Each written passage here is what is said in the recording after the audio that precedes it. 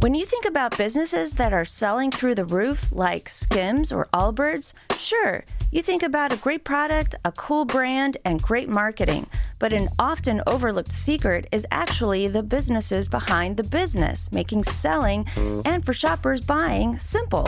For millions of businesses, that business is Shopify. It's home of Shop Pay, the #1 checkout in the world. You can use it to boost conversions up to 50%, meaning way less carts going abandoned and way more sales going through to checkout. Upgrade your business and get the same checkout Allbirds uses. Sign up for your $1 per month trial period at shopify.com/income, all lowercase. Go to shopify.com/income to upgrade your selling today. Shopify.com/income.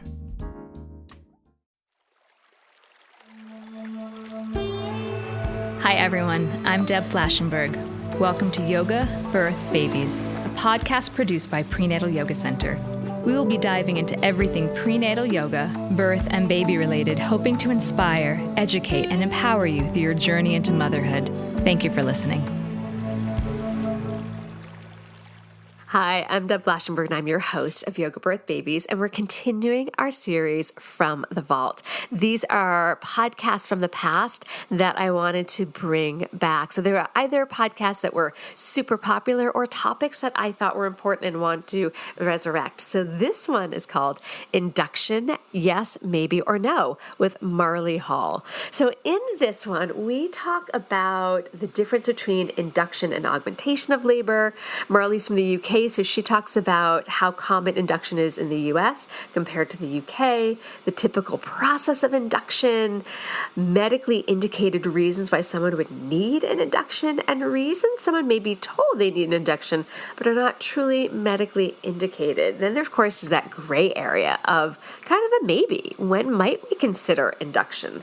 And then also questions that someone should ask their care provider if they're starting to discuss induction. So we have a ton of content here for you, and I'm really excited for you to hear that, because I'm hearing more and more that students are having that conversation of induction well before their due date, and for reasons that they don't always feel are medically indicated. And so now they can have some information to talk to their doctor and just the questions to ask so they can feel better about the process should they choose that. Let me tell you a little bit about Marley. So Marley is a registered midwife, mother of 5 from London, UK. She's also the author of Midwife, Marley's Guide for Everyone, Pregnancy, Birth, and the Fourth Trimester. And she has been a midwife for over 15 years. She's got some really great information, and she's so easy to talk to. I'm really excited for you to hear this podcast. Before we get to the conversation, always here to give you some updates about the studio. Really, the best place to get that is our website. So you can always head over, even while you're listening to this podcast, to prenatalyogacenter.com. Check out our schedule for our in-studio, online, on-demand classes. We have pre- and postnatal classes, our workshops, our teacher training. Even check out our blog, our free yoga videos. I was actually cruising through those videos the other day and just laughed out loud because there's a couple of videos of me while I was pregnant with my first child, who is 13. So it was really funny to see pregnant me there. It just made me laugh. So you can get a chuckle out of that as well. All right, so that's all the good stuff going on at Prenatal Yoga Center. We're going to take a quick break. When we come back, please enjoy this conversation with Marley Hall. Hey, it's Paris. You know I love sparkly things, right? Like stars. Duh. And thanks to Hilton and AutoCamp, I just slept under them. Picture me, serving looks by the fire outside my luxurious Airstream, making s'mores with the kids, while a national park is our backdrop. The great outdoors meets Hilton hospitality. That's hot. Explore all the new ways to stay at Hilton.com. Hilton for the stay. Hi, Marley. How are you? I'm really, really well, thank you. And I'm delighted to be here chatting with you today. Thank you. I am so excited to pick your brain on many things. I want to talk about your new book and I want to talk about Induction. So I'm really thrilled to jump in. So I guess we should start with, I'd love to learn a little bit about you and what led you to midwifery. Well, gosh. So I'm a midwife in the UK, and I've been a midwife for 13 years. And I guess my journey to midwifery began when I was 18 and I was having my first baby. And I didn't know anything about pregnancy. You know, obviously I was very young and didn't know anything about birth. And I went into labour. And it was the midwife and her assistant or her student that were looking after me. And they were so wonderful and amazing. I thought to myself, you know what? I would love to do that. I would love to make women feel like they made me feel, you know, one day. And it was just kind of like a fleeting thought. But then, because then I went to university and studied broadcast media because I was going to be a journalist. But then when I finished that degree, I was like, you know what? I still want to be a midwife.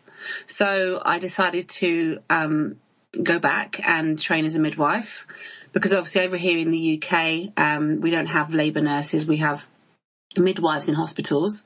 So that's what I did. And then I started my journey and I had twin boys when I was in my third year of my midwifery course. And by the time I qualified, I had 3 children.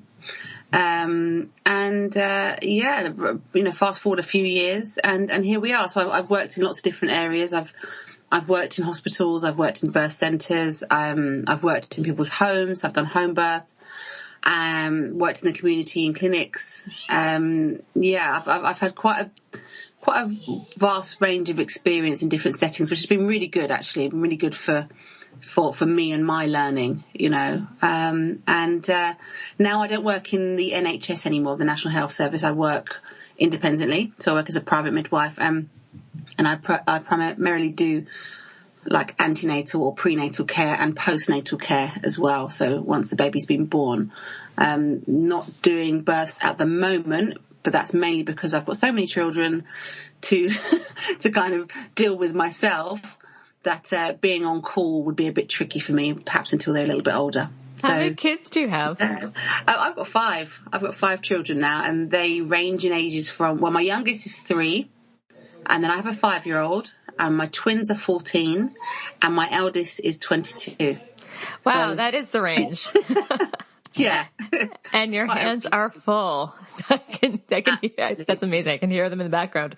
And that's what life as a parent is. I mean, the only reason I can do this so easily right now is because my kids are in school, but when they weren't, I totally understand that. So that's amazing. I love to hear about how long you've been doing this and about your background. And I totally agree that having the opportunity to practice midwifery in so many different places really can inform so much of your learning and how you're not pigeonholed into one way of seeing things. It really can broaden your experience. Yes. Yeah, absolutely. Absolutely. And I think, you know, when I first qualified as a midwife, we had to do like this rotation around the maternity unit in the hospital. So you have to do, you know, like a year on the labour ward or the delivery suite. Then you have to move on and work in the postnatal area, and then you have to go into the community. So it was nice actually that once I had left, so I'd done my year on the labour ward, you know, it was a high risk unit. So lots of people coming in with complications, and there was, you know, epidurals and inductions and cesarean sections and all that kind of thing.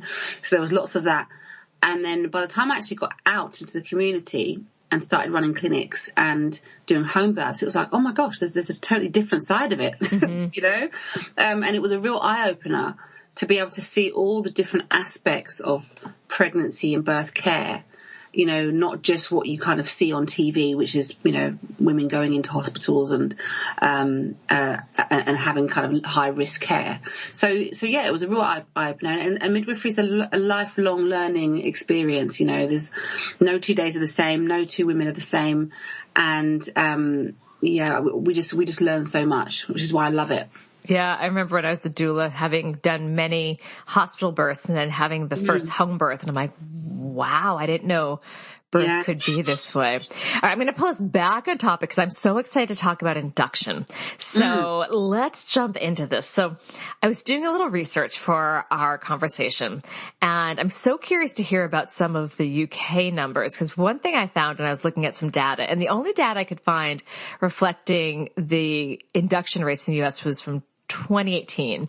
And what it was saying that in 2018, 25.7% of people, pregnant folks, including 31% of first-time births, were induced. So it's about a third of parents being induced, which seems kind of bonkers. A third of parents being induced.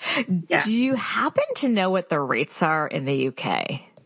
It's about the same, actually. And I know, like old figures would say that, 1 in 5 births, so 20% are induced. But now we know, more recent figures, obviously it depends from area to area and hospital to hospital, but anywhere between 25 and, 32, 33%. So it's probably around the same, actually, as over in the US. It is crazy. Interventions, inductions, assisted births, they're all there for a reason, and they are needed in a lot of cases, but I definitely think they're being overused, Yeah. So that's why when I was creating this idea for today's conversation, it was, my brain's like the yes, no, and the maybe. So because as you said, there are absolutely times where interventions are a life-saving tool, and then other times we're like, really? And then other times we're like, maybe. So I guess we should jump into, where should we start? Maybe let's start with a little bit of information about induction and what would you consider medically indicated? And let's also define what that would be, a medically indicated induction. Okay, so when you think about induction, for medical reasons, you have to think about the risks. So what are, do the risks of the baby remaining inside, do the risks of the baby being born outweigh the risk of the baby remaining inside, for either the mum or the baby or both? So that's what we have to consider. So, if there is the option to keep baby inside for a little bit longer to grow, because obviously we know babies need at least 39 weeks to grow properly, even though they might be the right size. You have to think about brain and lung development. So does the baby need to be born, and what will happen if the baby isn't born right now? Is that going to have an impact on mum or baby? So there are several cases, really. You think about things like severe preeclampsia.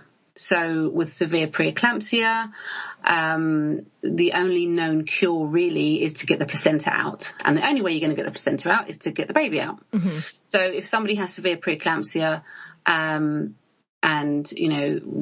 it's likely to get worse and cause problems, then an induction might be offered. Now, I've worked with lots of people who have had preeclampsia, and it's been mild and it's been managed and monitored just to get them through the last couple of weeks of pregnancy so their baby's, a bit more mature and ready to be born. So it's a case of kind of weighing it up and, do we need to get the baby out now? And that kind of all depends on blood levels and things like, and blood pressure and that kind of thing. Another reason would be something like intrahepatic cholestasis of pregnancy. Or obstetric cholestasis. So that's a liver problem, and that's where there's a problem with the bile acids. Now we know that people who develop that, they tend to develop it at some point in the 3rd trimester, and often if it's quite severe, sometimes babies need to come out early. 35 weeks, 36 weeks, 37 weeks sometimes, because it's better for the baby to be out rather than in, because the rates of stillbirth are increased. If somebody has perhaps uncontrolled or very unstable diabetes, then again, that might be another reason to consider induction. And again, even with diabetes, there's such a huge range. You know, some people have it mildly and they can control it with their food. You know, you might have somebody who's type 2 diabetic and it's well controlled, or you might have somebody who's got gestational diabetes and again they're controlling it okay, and they are they're okay to kind of go closer to full term, or as close to full term as possible. Other people, there might be some problems or some indications for induction. Another reason, actually, probably one that I actually experienced myself. I didn't end up having an induction for this, so I had a cesarean section. This was for my twins. So you've heard of IUGR, right? Yep. Yeah. So growth restriction. Yeah. So one of my twins, they were fraternal twins, so not identical, and one of them had stopped growing. He was kind of measuring very, very small. Now, just measuring small alone isn't a reason to induce a baby, because some babies are small. You know, we have to look at things holistically. You know, it's like when you have parents from certain parts of the world, you know, you go to the Far East and perhaps people are a lot smaller, people are a lot shorter, babies are a lot smaller. So we can't kind of put everybody in the same bracket. We have to look at each person individually. So just simply having a baby that's a little bit on the small side isn't necessarily a reason to induce. We have to think, well, why is the baby small? Is there a problem with the placenta? And that's why we then, you know, do the Dopplers to check the blood flow through the placenta, etc. So with my one of my twins, he had stopped growing, so we did further scans and we found out that actually the blood flow through the placenta wasn't very good, and his growth basically more or less stopped over several days. So I was 34 weeks at that point, and I'd already been through a vaginal birth before. So I knew what to expect. And I knew, being a student midwife at the time, that my chances of having a successful induction at 34 weeks were probably very, very slim, because my body was nowhere near ready. And then on top of that, I've got a compromised baby. So do I want to put him through synthetic contractions? You know, probably not. So the decision was made to have a cesarean. So that's another reason, perhaps, that somebody might consider, you know, an induction or getting the baby out early if perhaps there's growth restriction. So those really are probably the key medical indications for induction of labour. But obviously there are lots more. You know, going overdue isn't a medical indication for an induction of labour. But I guess we'll move on to that shortly. Yes, we will. So this was when I was thinking about the yes, no, the maybe. This feels like we're definitely hitting the yes pile. Like if your care provider is saying, okay, you have cholestasis, this isn't, we're like, well, how much more time? Because I always I invite my students to think of 3 questions. Am I okay? Meaning the pregnant person. Is the baby okay? Can we have more time? In all these cases, no, like you don't get more time because we did not check those boxes. So this really can highlight that. So let's talk about then, and I'm going to kind of bop around my questions. So these were clearly medically indicated. So let's talk about, and you kind of opened that door for, this is kind of a big meaty question, those that are not medically indicated, like passing one's due date, for example. Let's walk through that door. Gosh, well, this is such a big topic, and there's so much contradictory advice. There's so many contradictory studies, and it's a real minefield. It's a minefield for parents, but it's also a minefield for health professionals as well, because, you know, I've read a lot of research around due dates and things, and a lot of stats. And, you know, when we're talking about things like stillbirth rates, which is the main thing that people worry about, you know, if I go overdue, is my placenta going to fail? And, you know, I don't want my baby to die. And it's something that we don't want to think about, really, but you know, it's something that's kind of thrown on us if we go past our due date. And historically, you know, parents were told, well, if you go past 42 weeks, you know, your placenta is going to fail, and, you know, your risk of stillbirth shoots up. Well, when I had a little look at the Office for National Statistics, and I looked at the stillbirth rates by gestation, I was really surprised. This is in the UK. I was really surprised. I actually wrote about this in my book. And I found that, and this was data from, I think, 2017 to 2018, off the top of my head. And I found that it showed that at 39 and 40 weeks gestation, the stillbirth rate was 0.93 per 1,000 babies, right? At 41 weeks, actually, no, sorry, I've got the wrong way around. At 39 and 40 weeks, the stillbirth rate was 1.03 per 1,000. Okay. At 41 weeks, the stillbirth rate was 0.93. So it went down. Yes. So I'm thinking, what? That doesn't make any sense. That goes against everything I've been told. But these are just black and white stats. So at this gestation, these number of babies were stillborn. So I'm thinking, it doesn't make any sense to me at all, because I've been told that, the risk goes up. But I think what the problem is we're not looking at other problems that people may well have had during their pregnancy. So when we're talking about placentas failing, we're not necessarily looking at healthy, low-risk people. We're perhaps looking at people with other comorbidities, other problems, perhaps blood pressure issues or other issues that may not necessarily have been documented. So what I worry about is people kind of jumping on the, got to be induced at this gestation train without looking at the person holistically.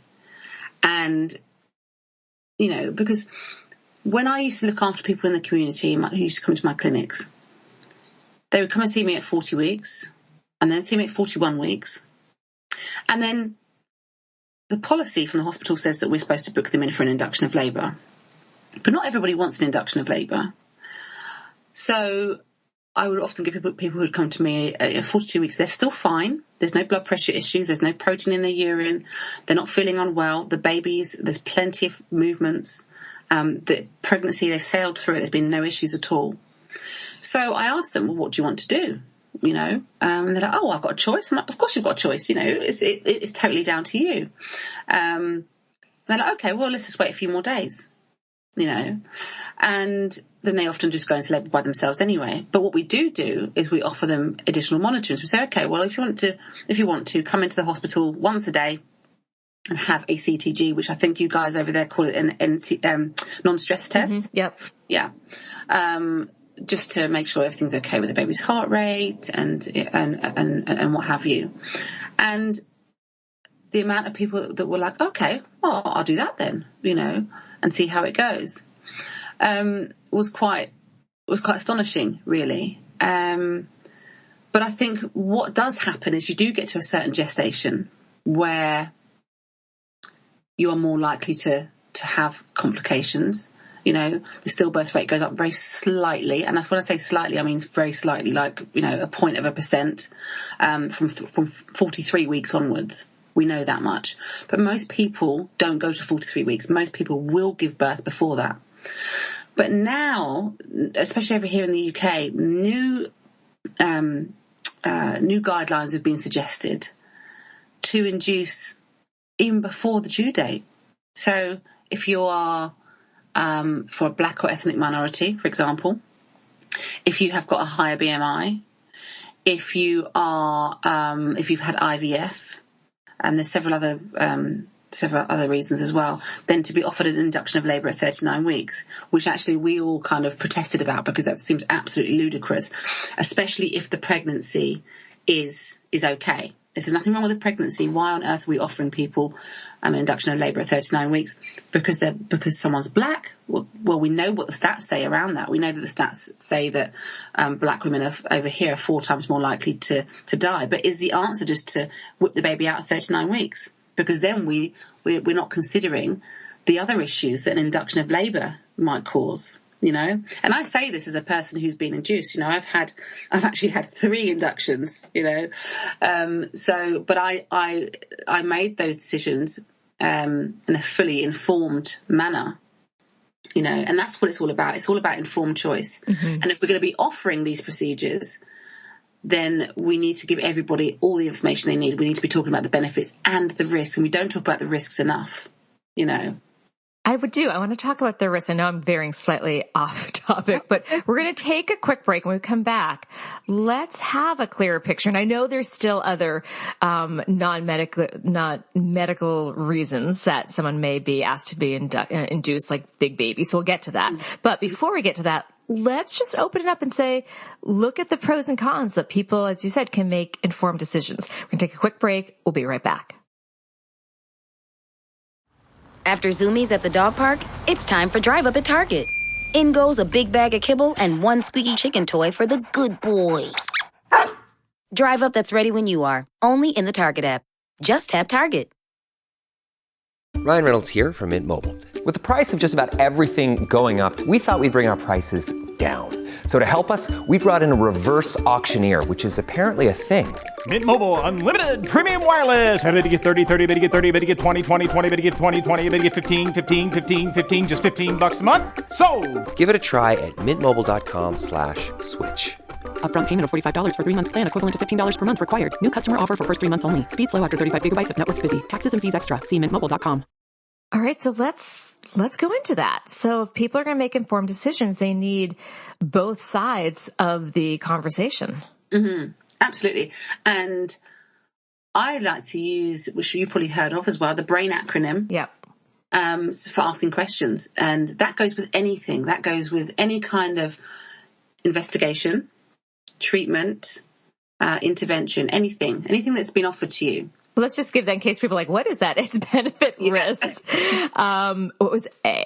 Alternative, intuition, and then nothing. Nothing. Yeah. So the first one, and this is all about asking questions. So if you're offered an induction of labour, you want to ask, what are the benefits? How is this going to benefit me and my baby? Is this a life-threatening situation where if the baby doesn't come out, in the next few days or whatever, there's a high chance that something is going to happen. And if there's a high chance, what is that chance? I want figures. I want numbers. It's no good saying to clients, to patients that, you've got an increased risk. Well, but what is that risk? Are we talking about the risk goes from 1 in 1,000 to 1.2 in 1,000? Is that a real increase, a significant increased risk? So this is a problem when we think about numbers, So to ask, what are the benefits? And then ask, what are the risks? So, you've told me what the benefits are. Okay, so the benefits are the baby can come out into the outside world and has got a better chance outside than in. So what are the risks? Well, we need to know what the risks of induction of labour are.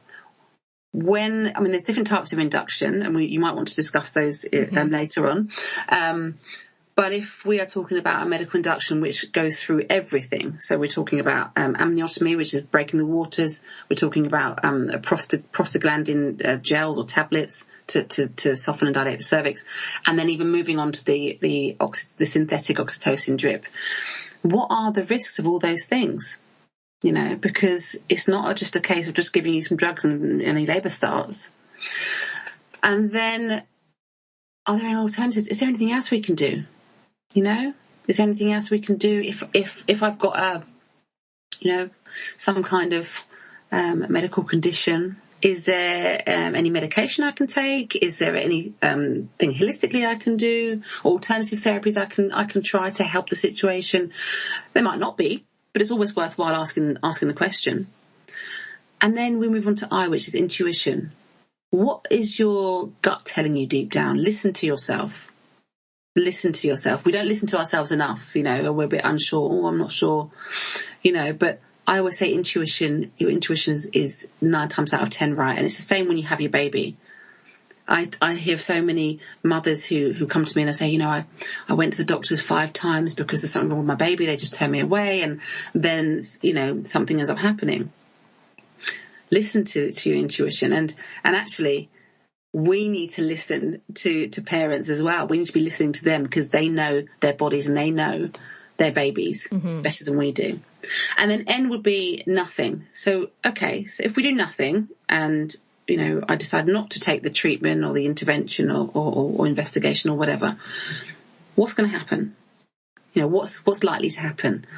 So by using that BRAIN acronym, that'll help you get those answers so that you can make that decision yourself. And the decision is for you to make. It's not for anybody else to make. It's for you. And that would be, once you've gone through the BRAIN acronym and you've made your decision, then you've made an informed one. You know, obviously, as long as you've got the answers that you're, you know, to the questions that you're looking for, then you've got the answers to those things. But it's definitely important to start there. Before you can make an informed choice. And this is so helpful because people may start to hear from their care provider, oh, you're 40 weeks. I think we should start talking induction. Actually, as you mentioned, I feel like I hear students say that at 39 weeks. And then I've also heard students say, oh, my doctor thinks my baby's going to be big, which I'd love to talk about that. You know, my care provider is talking about inducing me. They're afraid baby's too big. So what you just gave is a great way to have a non-confrontational conversation with the care provider. I hear you. Thank you. Let's go through this list and that way I can make an informed decision. And I find that students, I call them students because they're my yoga students, are sometimes intimidated to broach the topic, but I think by coming at it with this really mindful list, the BRAIN acronym, it can make the conversation feel less intimidating.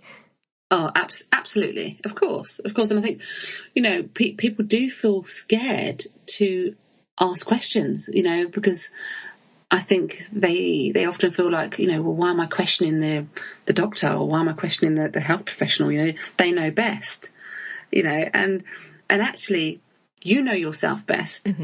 You know, you really do know yourself best. And you may well go ahead and agree to an intervention, which is fine, or you may disagree. And, you know, but as long as you've had that conversation, that is the main thing.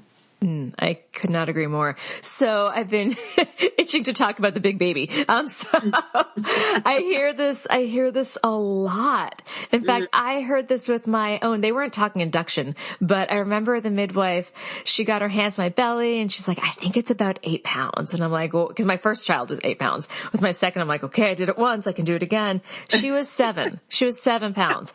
So, and it was a much easier birth for many reasons, but whatever. So so that gets into people's heads when they hear you're going to have a big baby. People are like, oh, geez. And then there's the invitation for induction. I'd love just to open this for you to talk about. Oh, gosh. You know, this is something that is brought up every single day. You know, I see it on social media all the time. And, you know, and then I'll hear things like, oh, I was told that I'm having a big baby.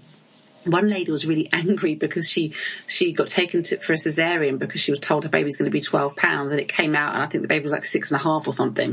Oh, I mean, anybody that palpates your abdomen, anyone that feels your abdomen and says, oh, I think it's a guess. There's no way that we can tell, you know, accurately how big a baby is going to be just by feeling the size of its head or by feeling your belly. We can't do that. Even ultrasound scans, ultrasound scans are good, but they're not incredibly accurate at predicting weight, you know. And I actually put a poll up on my Instagram a couple of months ago, I think, asking people, you know, was you given a growth scan? And the next question was, you know, if so, was the growth accurate? And I think something like 85% of people said no. You know, it wasn't. And it's significantly, you know, not accurate at all. So over here, the guidelines over here for offering induction for suspected big baby state that doctors and midwives should not, under any circumstances, be offering or discussing an induction of labour on the basis of a suspected big baby in the absence of any other problems. So now, if somebody has diabetes and the baby is suspected to be significantly large, that's different because you've got two issues there. You've got one that we think the baby might be big, and secondly, you've got the diabetes, you know. So if someone's baby is suspected to be big and there's other issues as well, you're thinking, oh gosh, there's this and there's this and there's this, then perhaps, have the conversation. But again, you don't have to agree. And then you need to be asking, well, what does it mean? What are the risks of having a big baby? We're talking about shoulder dystocia. If that's the case, well, what are the risks? Actually, majority of babies that have a shoulder dystocia are actually normal weight. We know that it happens slightly more in heavier babies, bigger babies. So the rate of shoulder dystocia is slightly higher in bigger babies than it is normal sized babies. But in general, the majority of babies whose shoulders get stuck are actually normal or below average weight. Okay, so it's all about asking what the stats are, what are the numbers. So asking what the risks are. But yeah, in general, just by sort of, saying, oh, well, I think it could be, the scan says, we've got to remember as well that ultrasound scans are machinery, it's equipment. And it also depends a lot on where the sonographer places the little X's when they're doing the measurements. I had a client of mine a couple of weeks ago who was telling me about her previous birth. And she said that she had 2 ultrasound scans done. One was done privately because she didn't believe the NHS one. So the NHS one, I think she was about 38 weeks, and it estimated the baby was going to weigh about 11 pounds. She went for a private scan, I think a few days later, and it said about 7 pounds. So she was like, what on earth? 2 different ultrasonographers, 2 different facilities, and they gave her 2 completely different ultrasound scan reports. So it's just something we just need to be mindful of. And I'm not saying that, shoulder dystocia and other complications don't occur, because they do, but we just need to take everything into consideration. And also, when we're thinking about giving birth, obviously I know you're an expert in yoga. Things like exercise, getting into certain positions, are going to be beneficial in reducing the chance of your baby's shoulder getting stuck. I've been there. I've helped 12, 13-pound babies come out vaginally with no problem whatsoever. But these women weren't lying flat on their backs, on their backs, on the beds with their legs up. They were doing whatever they wanted to do. They were moving around freely, and they were instinctively or intuitively getting into the position that they felt that they needed to birth their big babies. I do. In fact, so that's something when I've had students say, oh, my care provider thinks it's going to be big. I try to look at the pause and say, that's then a fantastic conversation, saying, thank you for this information. Now we need to talk about alternative birthing positions. So make more space in the pelvis. Let that sacrum swing out of the way. How can we use our legs to internally rotate, to widen the outlet? So I try to then reflect it back to the student to talk to their care provider about, instead of going at it with fear, going at it with a sense of working with this information and empowerment. Okay, baby's big. Maybe I'm on my side. Maybe I'm squatting. Maybe I have a peanut ball to help that baby descend more. So I think it's finding confidence instead of fear, because who wants to be told, oh my gosh, I don't know if that baby's going to come out of your pelvis. That's not going to help somebody relax into birth. Exactly. But you know what as well? I think a lot of the fear comes from some, not all, but some healthcare providers as well. Because when you think about, like a lot of the doctors that I've worked with in high-risk units, they've only ever seen and been involved with high-risk births, because over here in the UK anyway, obstetric doctors are only called when there's a problem. Most babies that are born straightforward, no complications, are delivered by midwives. I say delivered. I don't like that word really, but I'm going to say it for the purpose of this podcast. But by midwives. So when you've got a doctor who only ever really attends births if they're doing an assisted birth, so forceps or suction or cesareans, or coming in to help free a shoulder that's been stuck, of course they're going to be on high alert and high guard all the time, because that's all they're used to. They're not used to going to a home birth and spending 12 hours with somebody in labour. They're not used to that because they don't participate in that area of it. They just come in at the last minute when help is needed. Right. So it's considering that as well, having somebody on your team that is confident, because if they're not confident themselves or if they're fearful, then that is going to kind of project in what's being offered to you. Yeah. I actually worked with a care provider, several times when I was a doula, and I saw a big change in attitude. And what one of the nurses told me was that doctor had dealt with a really complicated shoulder dystocia between the times I'd worked with them. So the first several times, everything seemed confident and smooth. And then a couple months later, when I worked with that care provider again, there was definitely a different energy and attitude. And then kind of getting the curtain drawn back, like, because they had a fear, they had a trauma of dealing with shoulder dystocia, and that then colored how they approached the people after them. Absolutely. I totally agree. And I think that's why, like, as midwives over here, that's why I think it's been so useful for me anyway, to work in lots of different settings and to see lots of different types of birth. Mm-hmm. Because it kind of opened my eyes up a bit more. And over the years, as I've become more and more experienced, I've kind of, I've gone from being this high-risk labour ward midwife, who is dealing with inductions and assisted births and cesareans and drips, IVs and women being strapped to the bed on monitors, to moving out and working in birth centres and understanding physiological birth and actually how that works and how we can often cause a cascade of intervention. Mm-hmm. Yeah. We really do sometimes. And sometimes, like I said before at the start of the podcast, sometimes intervention is needed. It really is. But, a lot of the time it's not. And it's just confidence from both the person who's giving birth and the person who's facilitating that birth. Yeah, I agree. Person.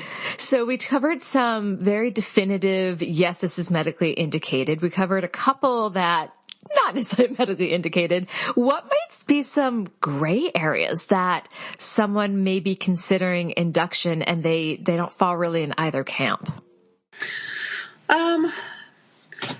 You come across some people who request an induction for social reasons. So perhaps they,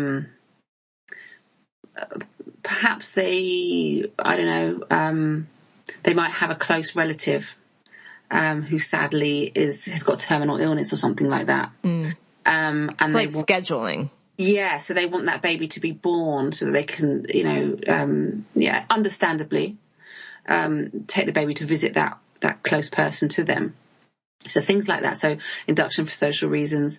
Other times people have experienced a loss themselves for an unknown reason. Perhaps they've experienced a stillbirth or even a neonatal death. And this time round, they don't want to wait. They want to meet their baby. Mm-hmm. So again, they may well, request that. Over here, we don't tend to have physicians that, want to schedule in an induction because it suits them, because of the healthcare system works differently over here. It's not privatized. And unfortunately, when you give birth over here, you often don't know who is going to be there to kind of catch your baby. It could be whoever's working on shift at the time, rather than your designated OBGYN or midwife or whatever. Other grey areas, I guess, again, we already spoke about post dates. Perhaps if somebody has previously had a cesarean. So these would be the ones that are hoping for a VBAC. Now, so which is a vaginal birth after a cesarean. Policies vary from place to place on induction of labour. Some policies may say that an induction should be offered at, before the due date. Others will say that, if somebody hasn't given birth by such and such a date, then we're not going to induce at all. The person's going to be offered a cesarean section instead. Some will say, well, we will offer an induction, but we're not going to use the prostaglandin gel because that can increase the risk of uterine rupture. So those kind of requests, they're a little bit of a grey area as well. But I think mainly the main kind of grey area for induction are the social reasons. The request from the parents. Yeah, from either side, yeah. That is really, really helpful. So we've talked about, again, the yes, the no, the maybe. So now some people might be thinking, all right, so if I fall into the yes or even the maybe, what is the process? Do you mind just sharing? We talked a little bit about like the prostaglandins in the pit and the amniotomy, but would you mind just painting a picture of a typical process of induction and then how to make it smooth and hopefully a successful induction? Yeah. So do you know what? The process of induction, it varies depending on the person and how favourable where their cervix is. Their cervix is, yeah, absolutely. And how many babies they've had before. So what would usually happen is you would go into hospital because inductions cannot occur in a birth centre and they cannot occur at home. So it would have to be a hospital birth. So you would go in, and the first thing that's usually done is the baby's monitored. So you've been strapped on the monitor for about half an hour or so, maybe a little bit more. And just to make sure baby's okay, because the last thing that we want to do is to start the induction process, or start giving you drugs if your baby's heart rate if your baby's not happy, because that can make things worse. So once we've got a nice trace and the baby's heart rate's okay and we know there's plenty of movement and all is okay, then the next thing would be to do a vaginal examination to examine the cervix.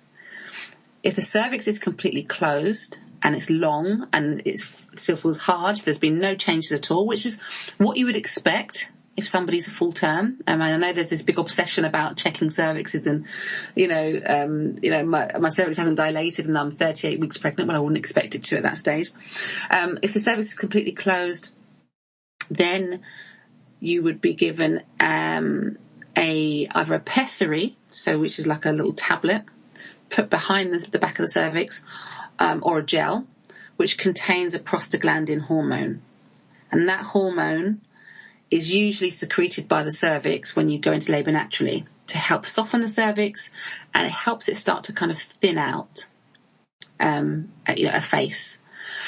So sometimes that is enough to actually kickstart labour, and lots of people, the labour starts just by giving the prostaglandin gel or tablet.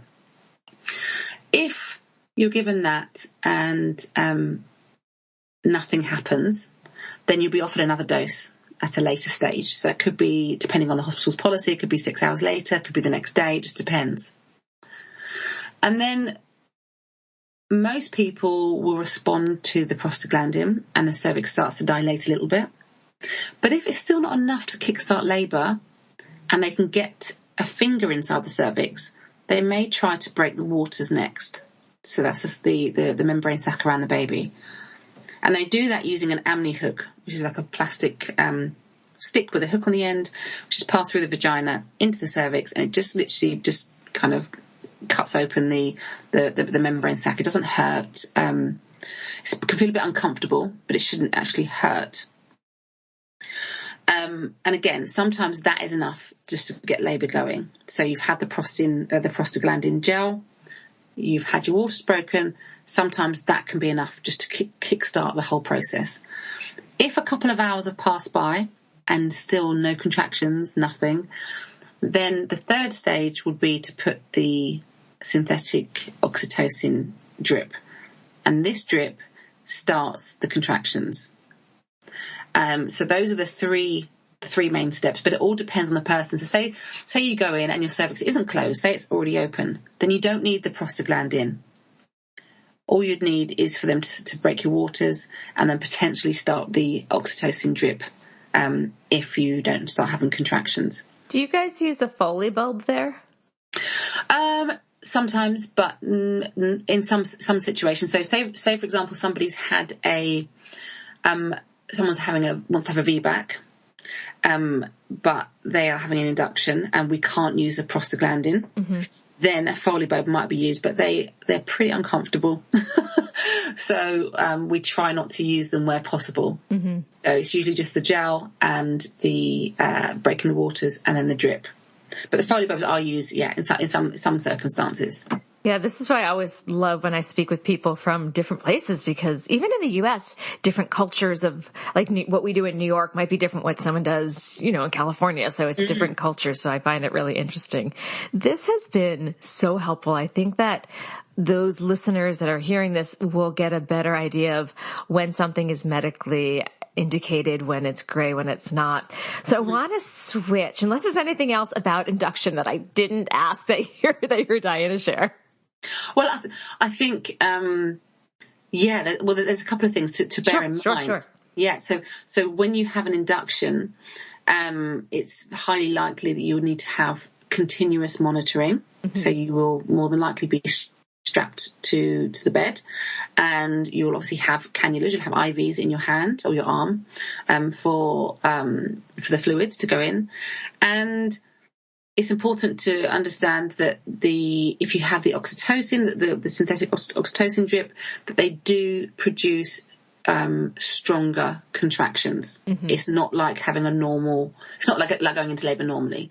So because of that, majority of people who are induced will opt to have an epidural to cope with those contractions, because they're very, very different to normal labour contractions. So it's worthwhile bearing that in mind.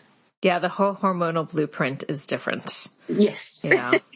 Actually, I have a wonderful podcast. So listeners, take a look at the show notes, because I have a wonderful podcast with Dr. Sarah Buckley about this. So those that are listening, head to the show notes. You can hear, that's another whole conversation. Amazing. But one thing I'd love to also add, and I suspect Marley would agree with this, is if you're having an epidural, use a peanut ball and recognize that that type of movement can help baby facilitate down and out, because we don't want, I believe, and again, please correct me if I'm wrong, that we don't want somebody to get quote unquote fail to progress, because the induction, I hate the word failed. So learning how, if you're having an induction, if you know that's going to happen, making sure, listeners, that you examine ways that you can still be proactive and making space for baby to descend and rotate. Oh, absolutely. Yeah. Movement is so important, but it's obviously more difficult when you've got an epidural. Yeah, it is. And it depends on the anaesthetist that's actually placing the epidural, because they, sometimes they do like a real hard block, and so you can't even lift your legs up. And sometimes you can have something which we call over here a mobile epidural. I don't know if you call it the same thing over there, or low dose epidural. It's called a walking epidural, but no one's really walking. No. What it allows you to do, it allows you to kind of shuffle around on the bed and perhaps go on your hands and knees if you want to, or maybe sit up and swing your legs over the edge of the bed. But it's unlikely that you're going to be walking up and down the corridor, of course. But it's worthwhile having that discussion, because it means that you can move. Even if you have a heavy epidural, you can still move with a bit of help. And using a peanut ball, like you said, can really help to increase that space in the pelvic outlet, to help baby descend down. And sometimes, when somebody's had a slow labour, rather than saying, failed to progress, let's just whiz her down for a cesarean. Actually, how about, as long as mum's okay, and as long as baby's okay and there's no problems, let's change the position. Mm-hmm. Let's turn her on her side. Let's change the position. Allow baby's head a chance to rotate and come down further into that pelvis. Yes. Let's wait and watch and see what happens. Let's give them a bit more time. Yeah. Because often there's too much rushing, But yeah, peanut balls, I'm definitely a fan of them. And doulas, but that's, I'm a little biased. Yeah. I'm not. All right. right. So I want to talk about your book. It's fantastic. I looked through, I got it. I looked through it. It took me a little bit. I couldn't get it on Amazon, so I had to get it through, there's something else. I got it electronically, and it was such a joy to look through. You did those drawings, right? Are those yours? Yeah, I did. So they're all over my Instagram. So I started doing those drawings like 3 years ago, and it was silly really, because when I put the first one up, I thought, oh my gosh, people are going to think this is ridiculous. It's like a 5-year-old has drawn them. But everyone loved it. And they're great. And now I just use them to explain different aspects of pregnancy and birth. So yeah, I've illustrated it throughout. But what I appreciate about your book, and I would love for you to share a little bit, is it was just easy to read. I have read many pregnancy, birth, childbirth education books. And some of them are a little hard to digest and get through. And some are too simplified. I'm like, who are you trying to talk to? This was an easy read, digestible. You weren't talking down to anyone. It just kind of laid everything out there. Do you want to talk a little bit about your book? Yeah, well, I mean, that was the idea really, because I remember being an 18-year-old first-time mum, and there wasn't really much back then anyway. We didn't have the internet. There was a couple of like textbook type pregnancy books on the shelf that was so big, and it would take you hours and hours to read, and hard to digest. So I wanted to create something that, like you said, wasn't oversimplified. And I know a lot of the chapters in my book are quite short, but I try to get to the point as quickly as I can and as succinct as I can, taking into consideration everybody's kind of reading ability and learning ability and concentration as well, because I know that there's a whole section on the fourth trimester, which is, after you've had the baby. And if somebody's reading that, they've just had a newborn, they don't want to be reading, pages and pages and pages and pages of complex text. Yeah. If they want to find out why their baby's crying, they want to have a book where they can just flip open the chapter, have a quick read and go, great, I'm going to try that, So I just wanted to write a book that I thought would appeal to everybody, which is why it's called, obviously, Midwife, Marley's Guide for Everyone. Whether they're a first-time mum, second-time mum, regardless of what, their family situation is, whether they're a single parent, whether they're in a same-sex couple, whether they're a surrogate, whatever your situation is, I wanted this book to be for you.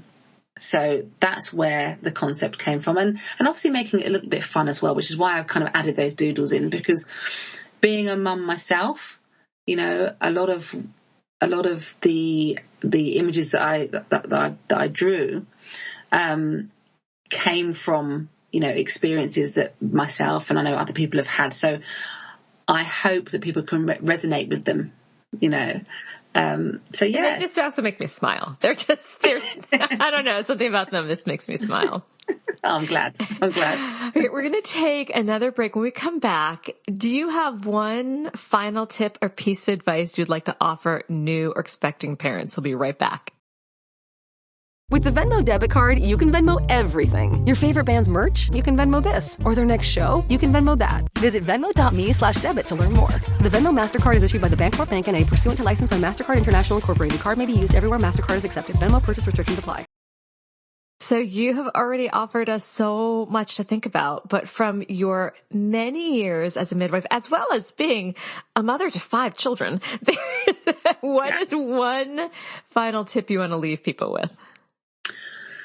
My final tip would be to educate yourself, learn as much as possible, and remember that your birth support, the people you have around you when you're having a baby, are going to have a big impact on how your birth pans out. So that's your birth partner, your doula if you have one, and the health professionals facilitating your birth. So it's so important that you've got people around you that are in your corner, that are supporting you to have the birth that you want. And something else actually. Don't be afraid to ask questions, and remember that this is your body, your baby, and your birth. Yeah, I mean, that is educating yourself, asking the questions. Because, as we talked about in the beginning of our conversation, making informed decisions, it's so very important. Absolutely. It really, really, really is. Where can people find all the work you do, including your book? So I have a website, which is midwifemarley.com. People can get in touch with me there, or on socials. I'm at Midwife Marley everywhere. So Instagram, YouTube, Facebook, Twitter, TikTok. All the places. Yeah, Midwife Marley. I'm easy to find. And then where can they get your book? So my book is available on Amazon. It does vary by country, unfortunately. Yeah, it was taking me like 2 weeks to get it. I was a little bit surprised. Oh, I know, it's a bit of a pain, but obviously the ebook is downloadable straight away. Yeah, that's what I ended up doing. Yeah, but depending on what country you're from, maybe a bit more difficult. I know there are some smaller bookshops that are selling it. So what I would do is I would just put Midwife Marley book into Google, and it should take you to one of the bookshops that you should be able to order it from, depending on which country's Google you're using. So I don't think this will come out in time for Mother's Day, but those, maybe you can think of it for next year for people, but those that, they know friends that are going to be pregnant, this is a great Mother's Day gift. Absolutely. Yeah, it really is. It's such a nice, again, I read a ton of these books and I just enjoyed the easiness of it. It didn't make me stressed out. I think new parents, there's so much information being thrown at them, and it's overlap, isn't it? It is, and it's stressful. So that is why I was excited to chat with you, because, I mean, many reasons, but that especially is like, I want to support this because I want people to feel confident and not overwhelmed. And I think you achieved that very well. Oh, thank you so much. You know what? It's interesting. You reminded me about Mother's Day, because it was Mother's Day here, literally 4 days before my book was released. So like the end of March. So I was like, oh my gosh, I could have had it out in time for Mother's Day, but next year. Yeah, next time. Well, I thoroughly enjoyed this. Thank you so much. Thank you for having me. This has been an episode of Yoga Birth Babies, produced by Prenatal Yoga Center. You can catch us on Facebook, Twitter, Instagram, and Periscope. I'm Deb Flaschenberg. Thanks for listening.